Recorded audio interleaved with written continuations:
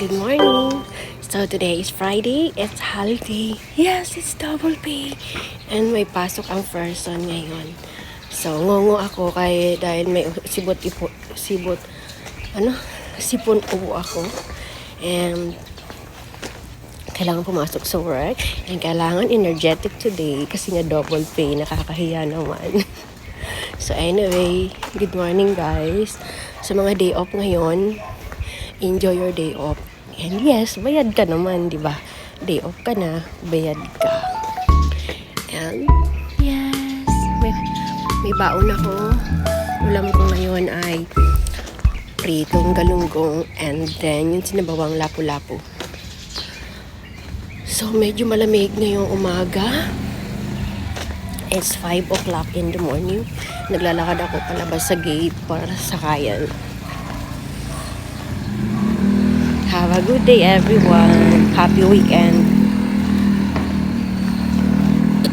Such a lovely day. O, kita nyo yung dun sa likod ko. Sunrise is rising. Greetings from Cavite. Konti lang kami ngayon papasok. Kasi nga, diba, Happy Independence Day. So, most of the company, I think,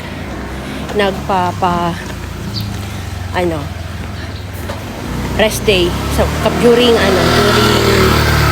holiday. Kasi yung iba, ayaw magbayad ng double pay. Pero yung iba, na needed, kailangan magpapasok para sa orders. And yes, 7 to 7 kami ngayon. 12 hours pa din.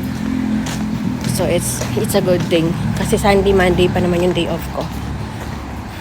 Kumbaga, naka-body clock na ako na mag-work ako from Martes to Saturday this week.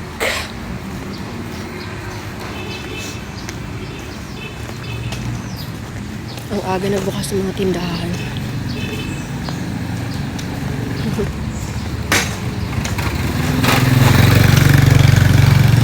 Anyway, I'm here na. Tatawid na ako. So, yeah, greetings to all!